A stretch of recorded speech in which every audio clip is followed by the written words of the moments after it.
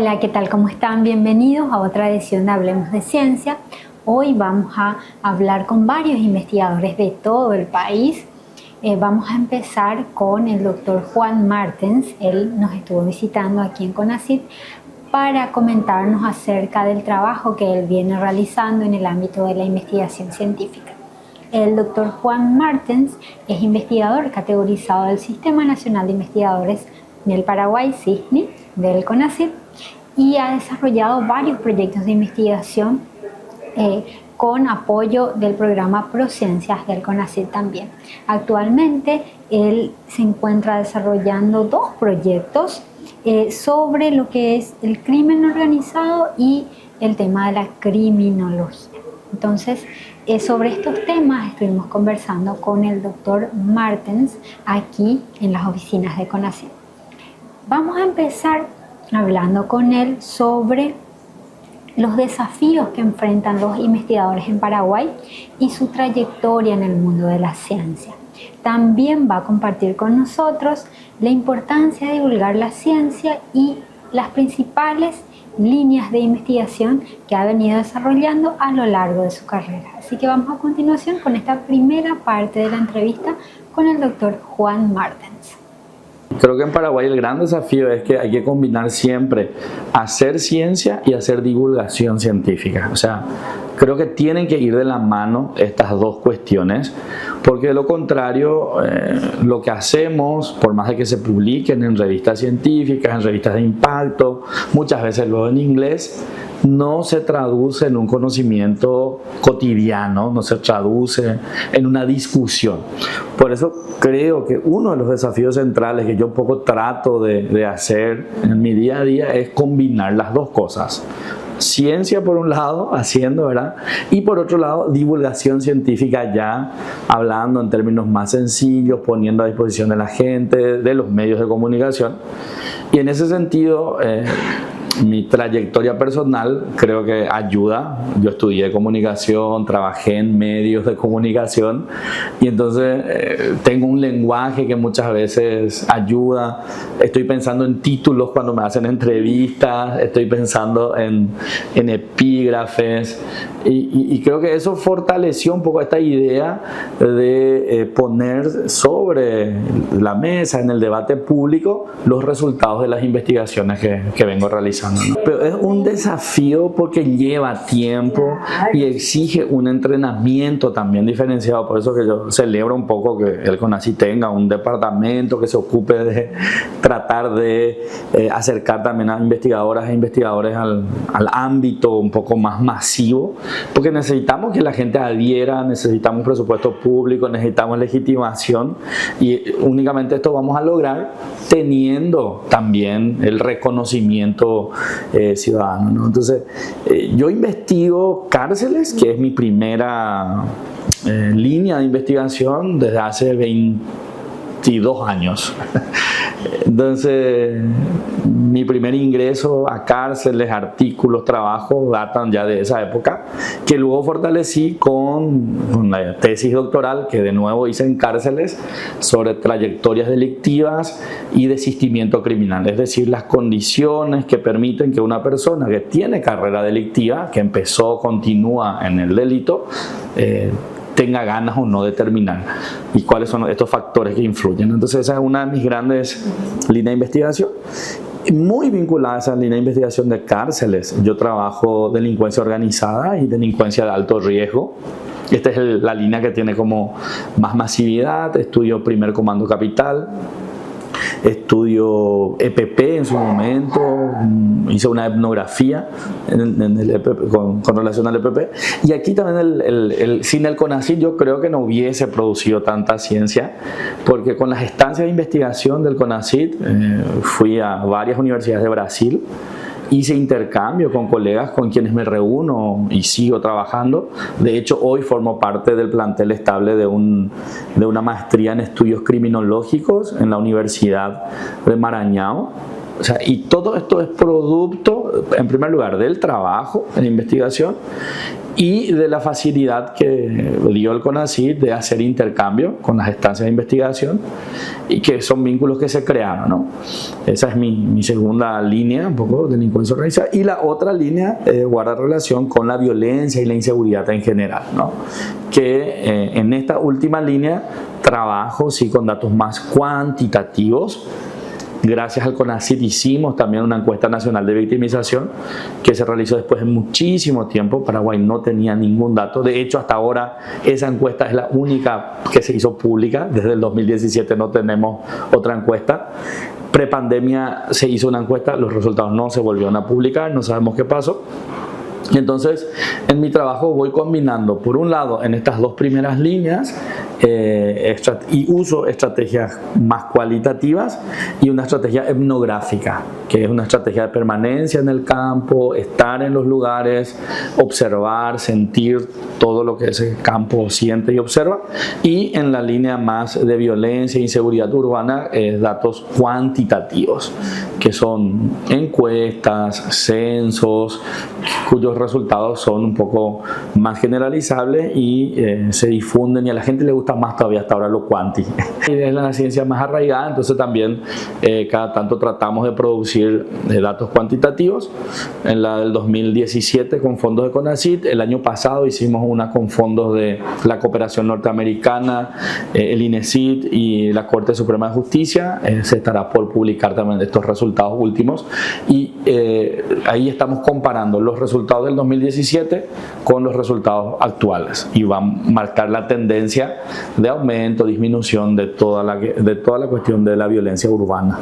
Realmente es muy interesante todo lo que nos está compartiendo el doctor Juan Martens, que es un investigador del área de ciencias sociales. En esta segunda parte de la entrevista con este investigador, él nos va a comentar acerca de cómo lleva a cabo su investigación en el campo, especialmente en un área tan sensible como lo es el crimen organizado. Así también nos va a hablar de la importancia de las redes de contacto y la cooperación internacional en este tipo de investigación. Así que vamos a continuación con esta segunda parte. Hay que combinar muchas cosas. Son los presupuestos personales, uno que decimos, ¿verdad? Tener que tener ganas, tiempo, formación teórica y metodológica. O sea, hay que combinar. Y por otro lado, hay que vencer el miedo, porque son temas que dan miedo. Exige una permanencia y establecimiento de redes de contacto, redes de confianza y redes de cooperación. Sin estas redes esto es imposible.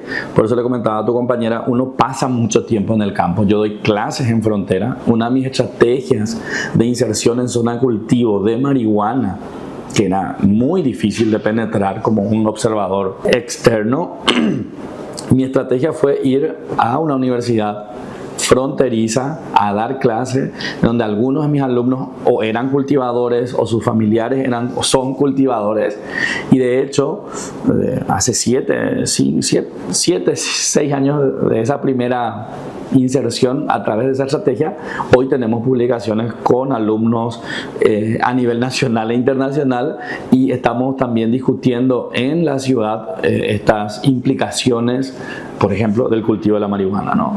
Tenemos otros alumnos que como trabajo de fin de grado incluso empezaron a estudiar el tema de los cabritos, que son autos robados o autos con golpes de seguro en Brasil que vienen para venderse aquí en Paraguay.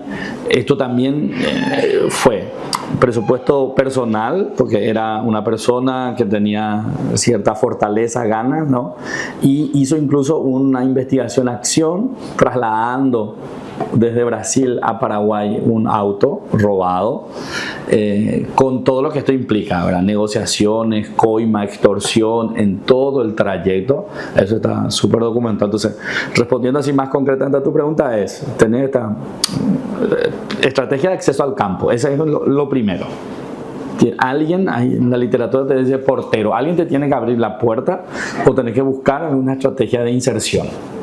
Y esto es con vínculos de confianza. Tiene que haber vínculos de confianza, y una vez que se establecen los vínculos de confianza, cuidar, permanecer eso, no no parecer que vas a traicionar, porque eso es riesgo para la vida, porque trabajamos delincuencia organizada y delincuencia violenta, y ir explicando, ser muy claros también con los objetivos. O sea, los investigadores buscamos conocer, explicar dinámicas, describir situaciones. No nos interesan responsabilidades personales, no somos nosotros órganos de juzgamiento para decir culpable, inocente.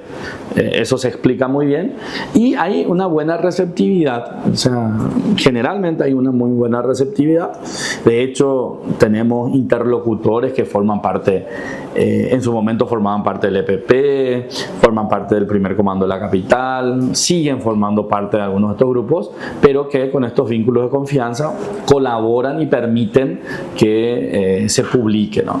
Y ya cuando uno está en el proceso de redacción, para evitar nuevamente poner en riesgo tanto a la persona que está investigando, publicando, como a los interlocutores, hay un proceso de discusión de estos trabajos con esa gente, ¿verdad? Entonces es un proceso más colaborativo y también pone muy en práctica aquello de no ser un investigador extractivista que va, trae información y trata de publicar así nomás, ¿verdad? Realmente es muy interesante cómo el doctor Martens aborda el desarrollo de sus investigaciones científicas en un campo tan complejo y delicado como lo es el crimen organizado y la criminología. En esta tercera parte de la entrevista con este investigador, él nos va a comentar sobre sus investigaciones más impactantes a nivel social. Puntualmente el trabajo realizado con el primer comando capital, más conocido como el PCC. Nos va a comentar cómo surgió esta línea de investigación y cómo surge también su interés por trabajar el tema de las cárceles. Así que vamos seguidamente con esta tercera parte de la entrevista con el doctor Juan Martens.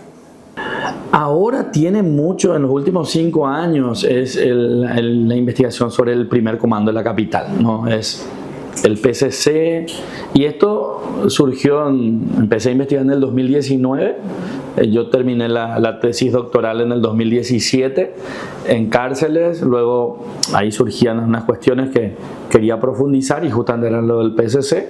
Allí me fui con una beca del CONACYT a la Universidad de Sao Paulo, a la de Río, pasé ya a la de Maranhão, haciendo un poco todo el circuito de trabajar con las grandes investigadoras del tema en Brasil, y a partir de allí el vínculo y el estudio con Paraguay. En ese momento el PCC no se conocía mucho ni del impacto aquí, entonces hicimos las primeras publicaciones, advertimos incluso en medios de comunicación que el PCC ya estaba presente, que el PCC estaba bautizando gente en Paraguay, que las cárceles estaban ya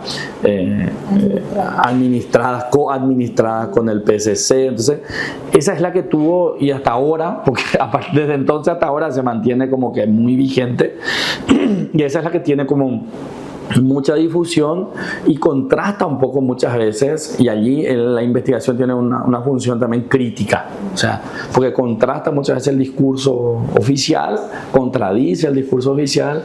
Entonces este tipo de investigaciones tiene esa particularidad que suele molestar en algunas ocasiones, ¿verdad? Porque al describir la situación real, no lo ideal, no lo que dice la ley, suele contradecir un poco estas cuestiones de políticas narrativas más que políticas reales, ¿no? Y generalmente todo está muy vinculado finalmente, o sea, tiene que ver con motivaciones personales, contextos que te permiten estar en el día a día con estos temas, pero que ya guardan relación en el caso de cárceles con derechos humanos. O sea, mi acceso al campo fueron los derechos humanos, ¿no? O sea, monitoreo de cárceles, pero era desde una perspectiva de derechos humanos, no desde una perspectiva académica, digamos. O sea, la intención era hacer monitoreo, y a partir de allí, ya cuando la maestría revisé, o sea, la maestría me abrió un cúmulo de posibilidades, ¿verdad? De ver, porque la primera maestría que hice fue en garantismo penal, y allí dije y descubrí que quería fortalecer mi conocimiento en criminología, ¿no? Entonces me voy a hacer la maestría en criminología, y allí empieza mi interés por conocer estas trayectorias delictivas. Esto es decir, ¿cuándo lo que uno es delincuente profesional o es un delincuente ocasional? O el delito aparece como sin nada en tu vida, o el delito es algo que ya era luego, formaba ya parte de tu barrio, de tu comunidad y qué sé yo. Entonces fue esa relación con esta situación, con organizaciones sociales, lo que me permitieron esa mirada de los derechos humanos en cárceles, y a partir de allí ya se fueron desencadenando. Y mi última línea, que se abrió hace poquito, pero que guarda directa relación con todo esto porque es violencia, es la policía. Hoy yo le tengo como objeto de estudio a la policía. Tenemos un proyecto ahora del CONACYT que financia y que por primera vez va a estudiar etnográficamente a la policía, porque estamos estudiando prácticas e identidad policial. O sea, la policía real, digamos, esta policía de la calle, qué es, cómo actúa, cuáles reglas son las que hacen que te detengan, no te detengan, puedas acelerar procesos o no, porque tenemos una policía en la Constitución, tenemos una policía en la ley que ya está allí, ¿no? Pero la que queremos conocer en este trabajo es la identidad policial, quién es el policía, cómo se siente, y por otro lado sus prácticas y su forma de socialización. Y esto guarda relación con esto de la violencia urbana, porque en la medida que estudiamos violencia urbana aparecía como mucho en el relato la policía, la policía, la policía. Entonces, o sea, necesitamos entender, comprender a la policía paraguaya para poder seguir proponiendo políticas públicas y entender el fenómeno de la violencia y la inseguridad que tenemos en nuestro país. Entonces, eso empezó este año, son 3 años que vamos a estar trabajando. Incluye incluso la revisión de las mallas de enseñanza en los centros, propuestas en ese sentido, también los cursillos de ingreso, cosa que se puso muy de moda, incluso internarle a alguien durante 1 año para que ingrese a la policía. Se formó todo un circuito de quién puede, quién no ser policía. Entonces, y eso ya un poco va determinando quién va a ser en el día a día cuando le toque estar en la calle, ¿no? Entonces esa es la línea que empezamos. Y de una manera global, la otra investigación, porque estoy coordinando 2 investigaciones ahora desde el CONACYT, es miedo al delito. Paraguay es uno de los países más temerosos de América Latina, somos los más temerosos, pero si revisamos los números, y esto no le gusta muchas veces a la gente, somos los más seguros. En Paraguay nos matamos mucho menos y nos seguimos matando menos de hace 20 años. Y esto lo digo yo, no hay escándalo, pero lo hizo un ministro del Interior y al día siguiente le crucifican, ¿no? Porque nosotros hace 15, 20 años teníamos 30 asesinatos por 100.000 habitantes. Hoy tenemos 6 asesinatos por 100.000 habitantes. O sea, de verdad los números son buenos.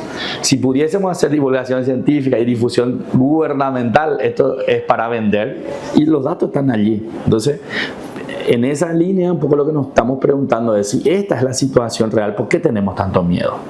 O sea, eso es lo que queremos explorar, y queremos explorar también cómo estudiar el miedo, porque en las encuestas de victimización casi la única pregunta que te hacen para medir el miedo es ¿cómo te sentís de noche caminando solo en tu barrio? O ¿cómo te sentís estando solo de noche en tu casa?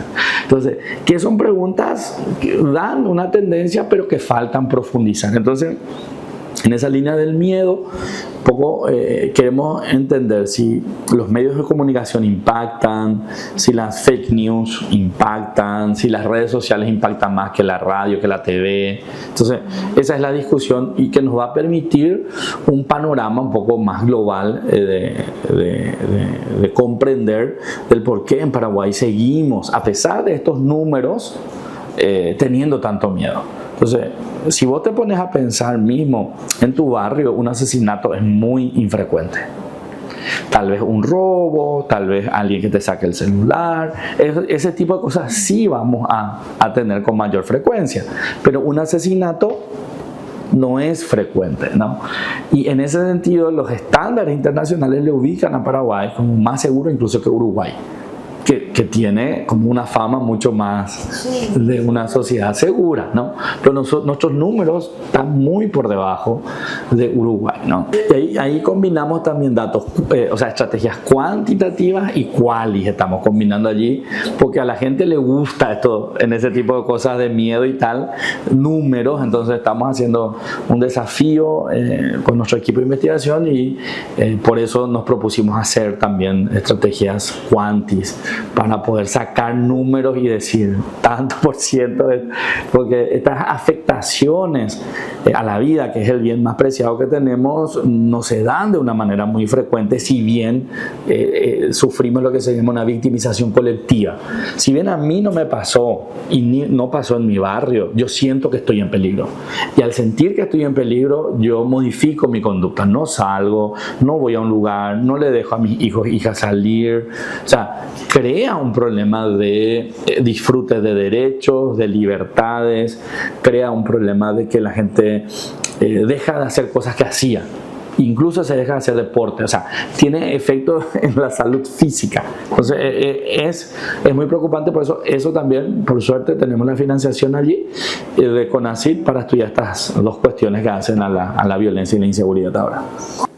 Es fascinante cómo esta investigación ha evolucionado y ha avanzado a lo largo de estos años, y cómo el doctor Martens también está explorando nuevas áreas de estudio, como el papel de la policía, por ejemplo, que es un proyecto recientemente adjudicado por el programa Prociencias del CONACYT. Finalmente, en esta última parte de la entrevista con el doctor Martens, él realiza una reflexión sobre el impacto que han tenido sus investigaciones en las políticas públicas y en la ciencia paraguaya. Va a hablarnos un poco sobre cómo su trabajo ha influido en el desarrollo de estas políticas que buscan mejorar el sistema penitenciario y la seguridad en nuestro país. Vamos con el material. Las políticas públicas no podemos hacerlo a ciegas. Ese es el primer punto, ¿no? Necesitamos datos reales sobre dónde intervenir, cómo intervenir, cuándo intervenir. Si nosotros creemos que la principal problemática de la seguridad es la muerte y queremos intervenir en eso, nos equivocamos, porque acá la problemática es el miedo en este momento y no vemos políticas de disminución del miedo. Entonces esa es una cuestión central, ¿no? ¿Qué aporta? Aporta datos, aporta discusión. Nosotros desde el equipo de investigación pusimos sobre la mesa un concepto que antes no existía, narcopolítica. Empezamos a discutir esa infiltración entre crimen organizado, políticas públicas. Ahora se nos aprobó un artículo sobre mafia, o sea, es decir, cómo fue evolucionando, hicimos un análisis de cómo fue evolucionando todo esto y ya podemos hablar de mafia porque hay una integración de crimen organizado y instituciones en algunos lugares. Entonces, el impacto, creemos nosotros, es aportar datos, aportar discusión, alertar, esta es otra cuestión, o sea, alertar fenómenos que pueden estar ocurriendo para que se pueda prevenir, tomar precauciones de que no avance, ¿no? Por eso para mí que tiene estas inversiones que se dan en este tipo de proyectos, de trabajo, tienen impacto directo en la vida cotidiana y en la gobernabilidad y defensa de la democracia por sobre todo, ¿verdad? De esta manera cerramos la entrevista con el doctor Martens. Un gusto, un placer haber compartido con él esta entrevista, este contacto, esta visita. Para nosotros realmente es muy importante dar a conocer todo el trabajo que él está realizando y el impacto que ha tenido sus investigaciones y que siguen teniendo el desarrollo de sus investigaciones en esta área tan sensible e importante. Así que un agradecimiento especial para él. Con esto vamos cerrando este primer bloque y vamos a una breve pausa y al regresar seguimos con mucho más aquí en Hablemos de Ciencia.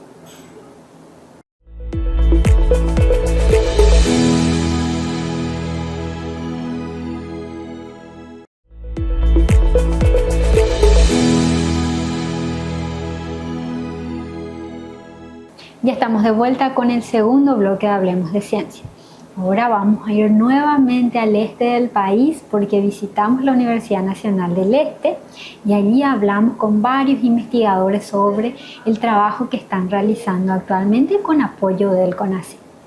Vamos a hablar primeramente con el doctor Sebastián Arce. Él es un investigador del área de ingenierías y él nos va a hablar sobre un proyecto que está desarrollando actualmente que es hidrógeno verde y transición energética.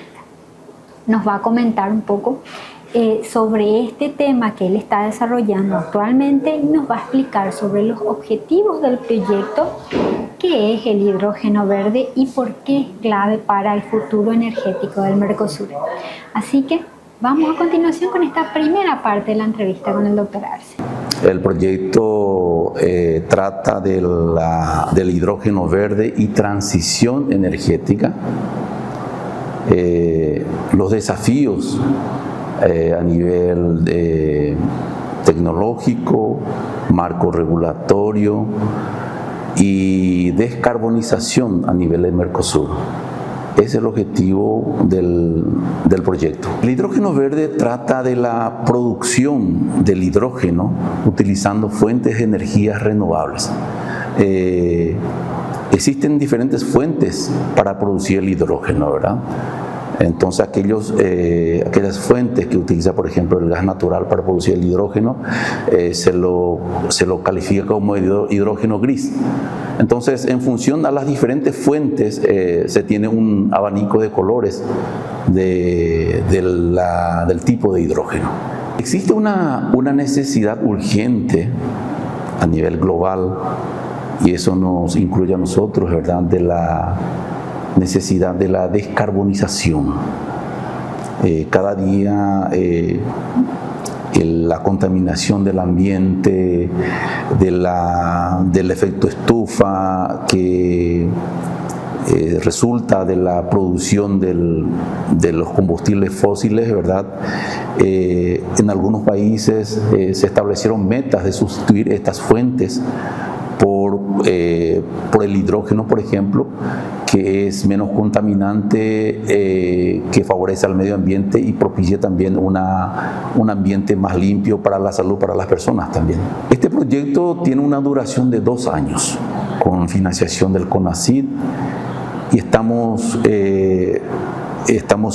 realizando este proyecto con universidades del Brasil, la Universidad Estatal de Campinas, la Universidad Federal de Ceará, la Universidad de San Paulo, la Universidad de San Martín de Argentina, la Universidad República de Uruguay y la Universidad Nacional del Este de Paraguay, con colaboración de los expertos del Parque Tecnológico de Itaipú. El proyecto incluye un intercambio de lo que se refiere a la propuesta del hidrógeno en los diferentes países. Obviamente existe una asimetría muy importante a nivel global y a nivel de Mercosur también en todo lo que se refiere a tecnología, marco regulatorio, mercados para el hidrógeno. Entonces, el proyecto incluye una ecualización en términos de información, producción de conocimiento, ¿verdad? Y fundamentalmente proponer una política de Estado en lo que se refiere al hidrógeno. La propuesta de hidrógeno es un tema transversal, involucra a todos los sectores de la política del país, al sector económico, por todos los valores económicos que pueda producir la industria del hidrógeno, en marco regulatorio, a la política energética del país, ¿no es cierto? Porque para producir hidrógeno hay que utilizar otra fuente de energía, puede ser hidroeléctrica, puede ser fotovoltaica, puede ser biomasa. Entonces es un tema que le involucra a los diferentes sectores del quehacer nacional. La idea es tomar experiencia de los diferentes países. Por ejemplo, Brasil ya tiene un marco regulatorio de lo que se refiere al hidrógeno, ¿verdad? Acorde a la realidad de ellos, a los intereses de ellos.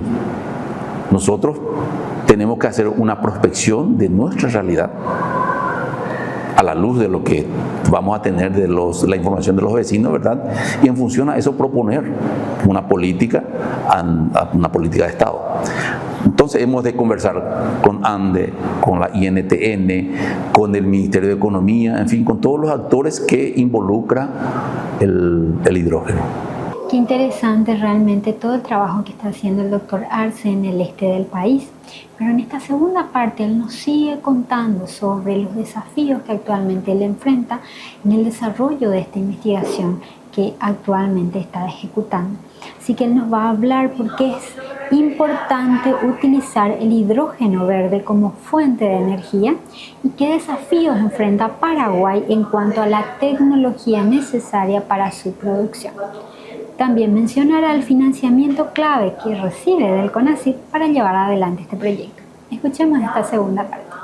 Es importante destacar que primero pasamos analizando la propuesta y haciendo los ajustes, ¿verdad? Porque, como le estaba diciendo, tenemos compañeros del Brasil, Argentina, Uruguay, colegas académicos, ¿verdad? Que tienen propuestas acorde a su país, ¿verdad?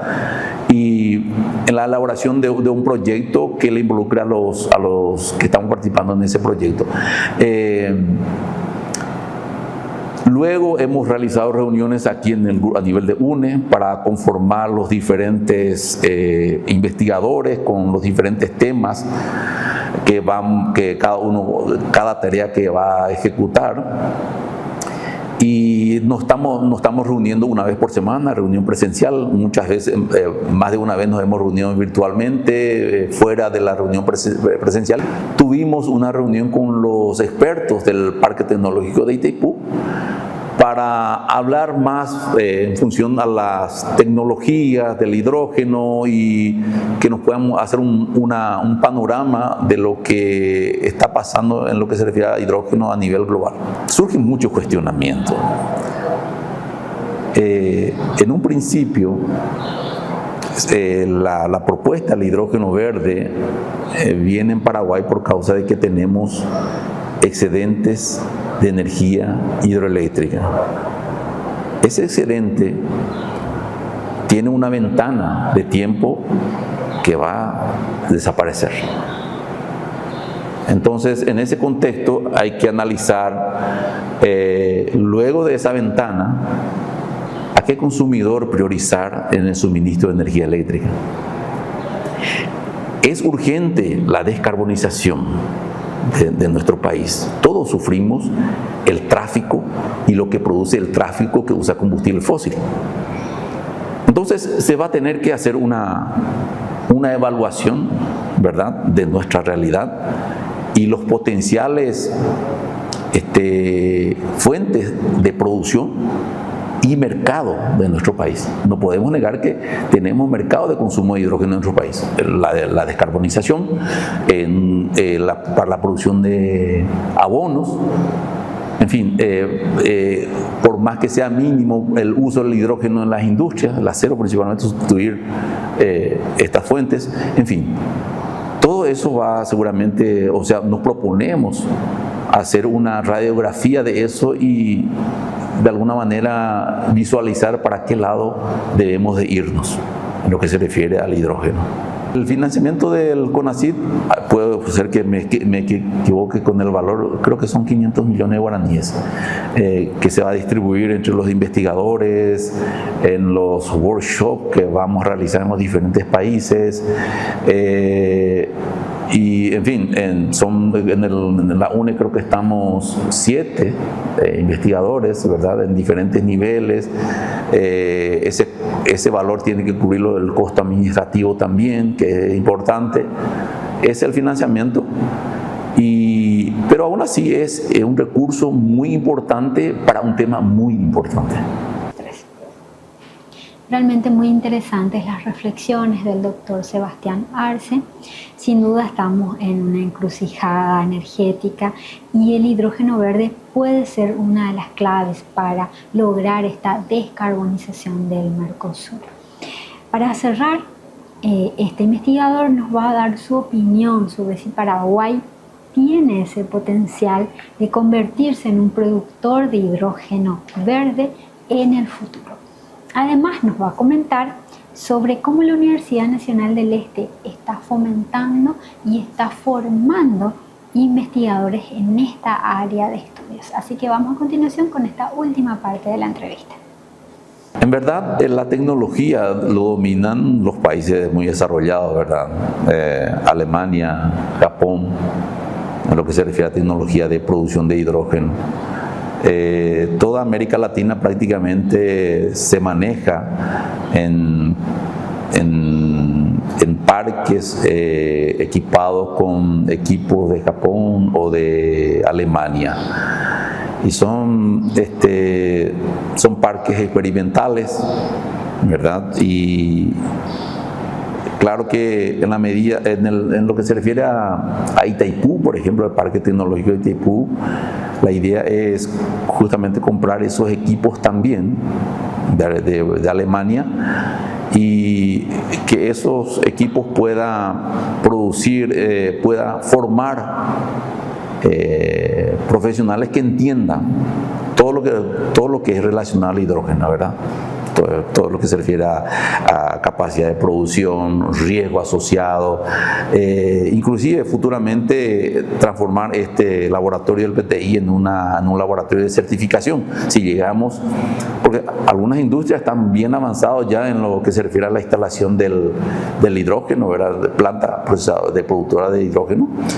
Y eso se debe adecuar seguramente a un marco regulatorio que todavía está en elaboración, es decir, vamos a tener que correr atrás de eso y tiene que tener una certificación. No es posible que tengamos que someterlo a una certificación de un país extranjero, tal vez, no sé, por ahora. Y la idea, por ejemplo, del parque tecnológico es eso, ¿verdad? Que se transforme en una referencia para certificar estas producciones. En este proyecto nuestra idea es justamente eso, hacer un análisis. Cuando se habla de planificación de política de Estado, normalmente se mira en 10, 20, 30, 50 años en adelante. Y debemos hacer esa prospección de para qué lado nos vamos y cuánto nos vamos, ¿verdad? La hidroelectricidad, como le había comentado, tiene una ventana temporal de 12, 15 años como máximo, ¿verdad? Entonces, invertimos en fuentes renovables, otras fuentes renovables, por ejemplo, en las fotovoltaicas, eólicas casi no tenemos, aprovechamos los potenciales hidroeléctricos de los ríos, de los arroyos, y todo eso en contraste, ¿verdad?, con nuestra demanda de consumo y nuestra demanda de consumo de energía eléctrica y también de la necesidad de la descarbonización, ¿verdad? Entonces yo veo, va a depender mucho de la tecnología, ¿verdad?, si vamos a poder ser un país que va a tener capacidad para producir hidrógeno y vender. Yo creo que hay que apuntar primeramente a atender nuestras necesidades y luego, si sobra, vender, porque lo que se refiere a la venta de nuestra energía hidroeléctrica, yo creo que hemos perdido el vagón hace 10 años atrás. El proyecto, así como está diseñado, tenemos gente de las diferentes áreas. Como les había dicho, en lo que se refiere a tecnología, quienes dominan la tecnología son los europeos. En ese sentido tenemos un doctor especializado en esa área, que es del Parque Tecnológico, que va a entrar en el grupo, es parte del grupo como asesor técnico, el profesor Sarki, también el profesor Rivero, el profesor Sarki, ¿verdad? En lo que se refiere a tecnología, el resto es hacer una prospección de nuestra realidad. Y yo soy del área de energía eléctrica, entonces yo creo que tenemos condiciones de hacer un buen trabajo con este recurso que tenemos del CONACYT. Yo agradezco a CONACYT que se haya fijado en nosotros. Vamos a utilizar muy bien esos recursos que nos han dado. uno de los objetivos de este proyecto, una meta, es crear una línea de investigación en la UNE y que reúna en esta línea de investigación todas las unidades académicas, todo lo relacionado al hidrógeno como un todo, ¿verdad? Como les he dicho, es transversal a todas las áreas, a la gente de economía, a la gente de agronomía, a la gente del área social, a la gente de la politécnica. Y todo eso nace normalmente de un inicio, ¿verdad? En este caso de una financiación, ¿verdad?, del CONACYT en este proyecto. Agradecemos inmensamente a CONACYT por este apoyo. Muchísimas gracias al doctor Sebastián Arce por haber compartido con nosotros todo el trabajo que están realizando y que lo van a seguir haciendo en los próximos años durante la ejecución de esta investigación científica de la mano del CONACYT. También en la visita a la Universidad Nacional del Este hablamos con la bioquímica Nancy Segovia. Ella está desarrollando actualmente la investigación Vigilancia de la Cándida auris y otras levaduras multiresistentes a antifúngicos en hospitales de Canindeyú. Este trabajo de investigación es vital para monitorear la aparición de patógenos resistentes en una región fronteriza tan estratégica. Así que escuchemos esta primera parte de la entrevista. Este proyecto surgió hace como 5 años. Yo, aparte de estar en la Universidad Nacional del Este, soy funcionaria del Ministerio de Salud Pública y Bienestar Social del Hospital Regional de Ciudad del Este. Y antes de la pandemia, en el año 2019, trabajando con la doctora Patricia Araujo y el doctor Gustavo Aguilar, que ellos están en el Laboratorio Central de Salud Pública, se implementó la vigilancia para búsqueda de Cándida auris.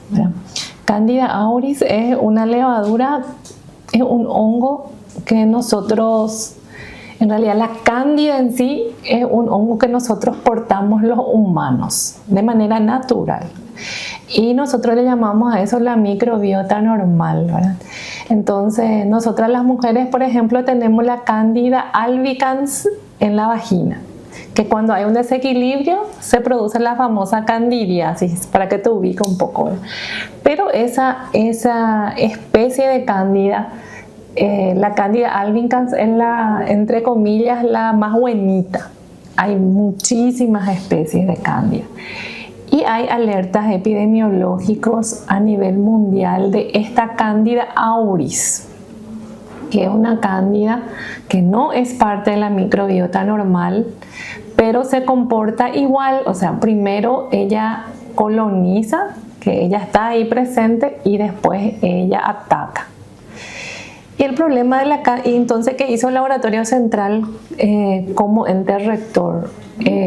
Nos pasó unas directrices para vigilar las cándidas, que es vigilar, ver qué tal se está comportando y remitirle las cepas a ellos, al Laboratorio Central, para ver si era o no era Cándida auris. Y eso yo coloqué justamente como antecedente esta formación de esta red a nivel nacional. Entonces, trabajando con la doctora Patricia, yo le dije, como nosotros somos zonas de frontera acá, nosotros tenemos una peculiaridad geográfica muy diferente a Asunción y otra vez diferente a las otras fronteras, porque acá hay un ir y venir de personas de manera diaria, ¿verdad? Hoy, por ejemplo, si yo te quería cenar a la noche en Foz, con mucha paciencia te vas a ir, porque hay unas 2 horas de fila. O sea, tenemos estudiantes brasileños acá. Estos estudiantes tienen algún problema de salud, ellos caen en nuestros hospitales. Tenemos brasileños que vienen, trabajan acá, se atienden acá. Tenemos paraguayos que viajan a otras zonas geográficas en donde ya fue reportado este hongo. Bueno, entonces, ¿qué pasa? Vos podés irte a internarte en un centro hospitalario y vos podés venir con ese hongo. Entonces, el tema es de la vigilancia, es buscarle activamente. Eso es vigilar para ver qué está pasando. Entonces ese fue el contexto del nacimiento de este proyecto de investigación, porque yo le dije a la doctora Patricia, yo voy a escribir un proyecto con mis estudiantes, porque este proyecto nació con mis estudiantes en iniciación científica. Entonces nosotros inicialmente el proyecto se llamaba Colonización de Cándida y susceptibilidad a los antifúngicos, era el nombre inicial del proyecto. Y luego yo me postulé a un doctorado y ahí le conocimos a la doctora Rosely Sancopé, que ella es una referente en micología de la Fiocruz, y ella revisó mi proyecto para el doctorado y me dijo así: Nancy, tu proyecto está muy bien, pero vamos a cambiarle de nombre.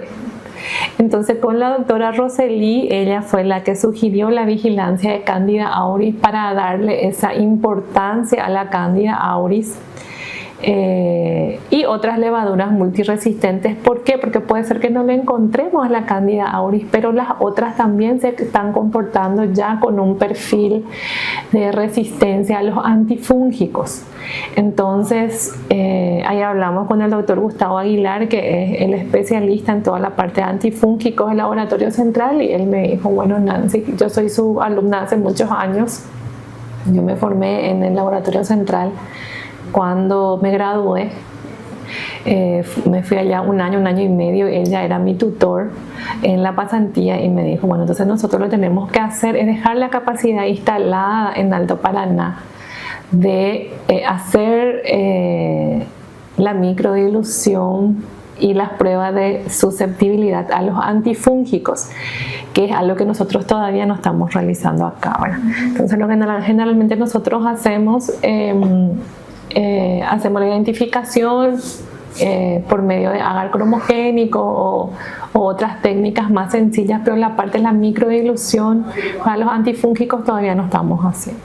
Entonces en este proyecto para nosotros que fue así, es el mismo proyecto que fue pasando por mejorías, y luego se abrió la convocatoria y teníamos el proyecto, y bueno, era el proyecto de mi doctorado, y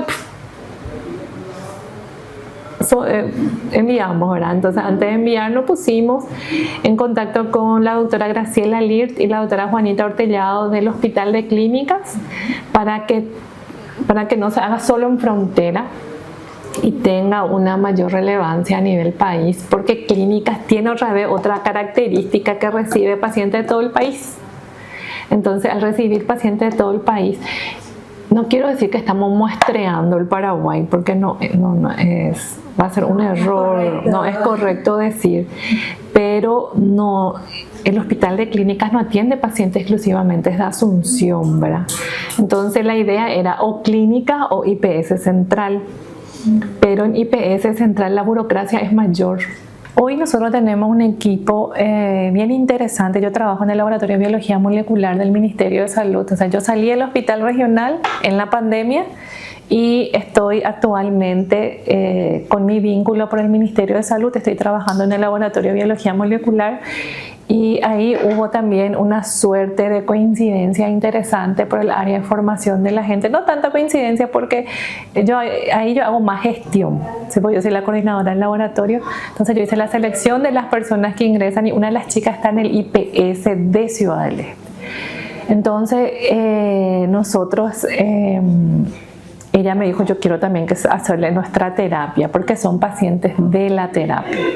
Entonces inicialmente la propuesta que fue presentada al CONACYT fue Hospital Regional de Ciudad del Este, porque es nuestro hospital del Ministerio de Salud Pública y yo soy funcionaria del hospital, del Ministerio de Salud. Hoy ya no estoy en el hospital todos los días, y el Hospital de Clínicas, por esa característica que tiene el Hospital de Clínicas de recibir pacientes de todo el país. La resistencia a los antifúngicos es una amenaza creciente, y proyectos como este son esenciales para adelantarnos a posibles brotes y proteger sobre todo la salud de nuestros ciudadanos, de toda la sociedad, especialmente en estas zonas de alta movilidad, que es la frontera. Seguidamente, la bioquímica Segovia ya nos va a hablar del impacto que están esperando que tenga este proyecto de investigación y cómo la infraestructura se está preparando y construyendo en Canindeyú para afrontar futuros brotes de estas infecciones. Y sobre todo, para cerrar, ella nos va a hablar del papel que tiene CONACYT en el desarrollo de estas investigaciones tan importantes para el país. Vamos con esta segunda parte de la entrevista. ¿Cuál es el tema de la Cándida auris? Cándida auris mata. Sencillos. Una cándida que hoy está colonizando por las características propias del paciente, que el paciente en la terapia es un paciente que está inmunodeprimido por causa de la patología de base que lo llevó a la terapia. ¿Sí? El ejemplo clásico que yo doy, un paciente diabético descompensado que tuvo, por ejemplo, un accidente cerebrovascular e ingresa a la terapia. Si ese hongo está en otros pacientes, esto se puede transmitir por medio de los propios profesionales de la salud a este paciente. Entonces, es como ocurrió con el COVID, ¿verdad? Hay muchísimos artículos publicados de pacientes que no murieron de COVID, murieron de otras bacterias multiresistentes o hongos inclusive asociados a su estadía en esa terapia. Entonces, si nosotros tenemos en esta terapia que está acá, en este hospital Cándida auris, tenemos que hacer todo un sistema de planificación de desinfección, no solamente de esa terapia, sino de las terapias donde estos pacientes estuvieron, porque generalmente el paciente va en un público, del público luego va al IPS o del público viene al regional. Hay el paciente en una unidad de cuidados intensivos por el costo, generalmente empieza por su seguro y termina en IPS o Ministerio de Salud, ¿verdad? Y eso es relevante no solamente para Alto Paraná, sino para el país, porque no tenemos esa información. Hoy actualmente, ¿qué pasa? Vos mirás la página de la Organización Panamericana de la Salud, Paraguay no tiene reportado Cándida auris, siendo que Brasil ya tiene, Argentina ya tiene, nuestros países limítrofes ya reportaron y parece que nosotros tenemos tanta suerte de no tener, o como decía una profesora mía brasileña, o no estamos identificando. Entonces generalmente en la microbiología ocurre eso y principalmente en vigilancia ocurre eso. ¿Por qué? Porque uno no encuentra lo que no busca, ¿verdad? Entonces uno puede tener fallecimiento de pacientes y puede ser por una especie de cándida, pero como acá en Alto Paraná no tenemos las herramientas para identificar, porque es muy específico la identificación de esta bacteria, de este hongo, ¿verdad? Entonces eso sería la importancia en salud pública, no solamente para Alto Paraná, sino para el país. Nosotros hoy, la Facultad de Ciencia de la Salud de la Universidad Nacional del Este tiene un convenio vigente con el Ministerio de Salud Pública en el contexto laboratorio biomolecular. Entonces, en ese contexto nosotros unimos las fuerzas entre las instituciones. Claro, eso ya fue para el COVID, ¿verdad? Pero tenemos un laboratorio de microbiología con biología molecular instalado, ¿verdad? Entonces, claro, nosotros no tenemos equipos de biología molecular propios de la universidad, pero tenemos equipos que son del Ministerio de Salud que están en nuestro laboratorio. Nosotros en este proyecto, habíamos propuesto remitir las cepas para secuenciación, pero hoy, después de este tiempo, nosotros hoy estamos haciendo secuenciación. Tenemos personas que están formadas en secuenciación. Claro, hoy estamos trabajando con virus, pero podemos muy bien trabajar también con hongos, ¿verdad? Entonces, dejar la capacidad instalada, ¿qué significaría? Significaría que nosotros podríamos ya hacer lo que es las pruebas de susceptibilidad a los antifúngicos en los pacientes la terapia. Porque generalmente el médico da un tratamiento empírico a los antifúngicos y va probando. A diferencia de los antibióticos, que es algo que ya se hace más de rutina en todos los laboratorios, la prueba de susceptibilidad a los antifúngicos todavía está bastante limitada. Entonces, darle esa... Yo siempre digo, vamos a suponer que puede pasar, ¿verdad? No le encontramos la Candida auris, ¿sí? Vamos a encontrar otras cándidas de otras especies con perfiles de susceptibilidad variable, ¿sí? Entonces, algunas sensibles, otras resistentes. Nosotros nos comprometimos a secuenciar las que son multiresistentes, cuando tienen resistencia más de un, en este caso es antifúngico, ¿verdad? Pero para lo cual nosotros tenemos que hacer esa prueba y saber si es sensible, resistente, es antifúngico. Entonces eso sería una capacidad que ya se quedaría instalada acá. Y como nosotros tenemos ese convenio, la universidad con el Ministerio de Salud, las compañeras que trabajan en la rutina, en la masada primaria que le llamamos nosotros, nos remitirían las cepas para hacerle las pruebas de susceptibilidad. Eso es el fin último, es eso. Porque si el proyecto termina y nosotros no dejamos una capacidad instalada acá en la región, yo creo, y firmemente creo que esto no tiene mucho sentido. Nosotros estamos también con dificultades con el tema de los presupuestos. Los presupuestos es algo lento de conseguir. Siempre supimos que hay variabilidad de precio por la experiencia que tenemos con otros proyectos y también con el día a día de los laboratorios ahora. Entonces, ahora estamos en esa fase de insistir. Ahora, mientras yo estaba justamente esperando, es lo que le dije a la profe, ¿verdad? Yo no tengo problema de esperar porque si yo tengo mi computadora, estoy trabajando para el proyecto, ¿verdad? Entonces, justamente le dije a la gente de la empresa, yo necesito ya urgentemente estos presupuestos. Y ellos muchas veces no te pueden pasar presupuestos de medios demasiado específicos que nadie compra, ¿verdad? Entonces, ahora estamos con el tema de presupuesto, sí. Con la directora del proyecto, que es Andrea Jiménez, ya está trabajando muy de cerca.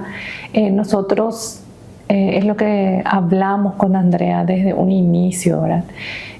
Yo soy investigadora y también tengo una carga de gestión importante en mi laboratorio. Entonces yo le dije a ella, yo necesito que ese ir y venir de correos electrónicos sea con ella y que yo me pueda enfocar en la parte técnica con el equipo del laboratorio central, porque o si no uno se dispersa demasiado. Entonces ella está constantemente en comunicación con el CONACYT y ella conmigo ahora. Entonces así estamos trabajando. Agradecemos a la investigadora Nancy Segovia por haber compartido también con nosotros el desarrollo y la ejecución de esta investigación tan importante para nuestro país y especialmente para el interior. Con estas entrevistas, hablando con todos estos investigadores del interior del país, puntualmente de Ciudad del Este, ven cómo la inversión en ciencia y tecnología a través de estas investigaciones realmente está dando resultados. Vemos el fortalecimiento de las líneas de investigación, la formación de más investigadores para fortalecer estas áreas. Así que realmente es un trabajo que se está logrando, que está teniendo ya frutos. Así que estamos muy contentos de poder compartir con ustedes todos estos logros, estos trabajos de estos investigadores paraguayos en todas partes del país. Con esto vamos cerrando este programa de Hablemos de Ciencia. Les esperamos en el siguiente capítulo, como siempre, los miércoles a las 20 horas por Paraguay TV y a las 21 horas por La Unión TV. Nos vemos.